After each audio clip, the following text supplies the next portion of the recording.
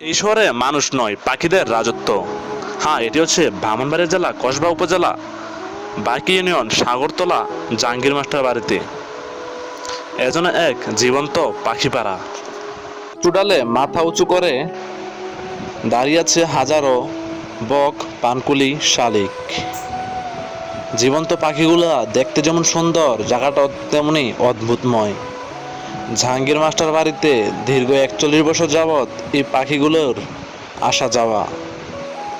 এখানে আসে বংশ প্রজন্মের জন্য, বাচ্চা দেয় এবং বাচ্চা বড় করে এখান থেকে নিরাপদ স্থান থেকে তাদের নিজ গন্তব্যে নিয়ে যায়।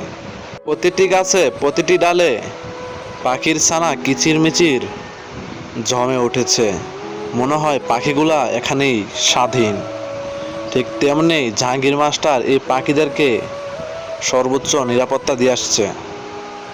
আরেকটি অবাক করা বিষয় হলো, এই পাখিগুলোকে মানুষজনের মতোই আপনজন করে রেখেছে জাহাঙ্গীর মাস্টার। তাদের প্রতি রয়েছে ভালোবাসা আর সহনশীলতা, মায়া। এজন্য একখণ্ড পাখির রাজ্য দেখতে যেমন সুন্দর, ঠিক তেমনি ভয়ঙ্কর। এই পাখিগুলোর বিষ যেন এক অদ্ভুত দুর্গন্ধ এবং অস্বাস্থ্যকর পরিবেশ সৃষ্টি করে ওঠে। তারপরও জাহাঙ্গীর মাস্টার এই পাখিগুলোকে না তাড়িয়ে এই পাখিগুলোকে যত্ন সহকারে তার বাড়িতেই 6 মাসের জন্য লালন পালন করে থাকে। পাখিগুলো এই জায়গায় 6 মাসেই থাকে এবং 6 মাস পর এখান থেকে আবার চলে যায় তার গন্তব্য স্থানে। পাখি প্রেমিক জাহাঙ্গীর মাস্টার বলেছে, আমি যেমন পাখিগুলোকে ভালোবাসি, ঠিক তেমনি মানুষ যেন আমার জন্য দোয়া করে।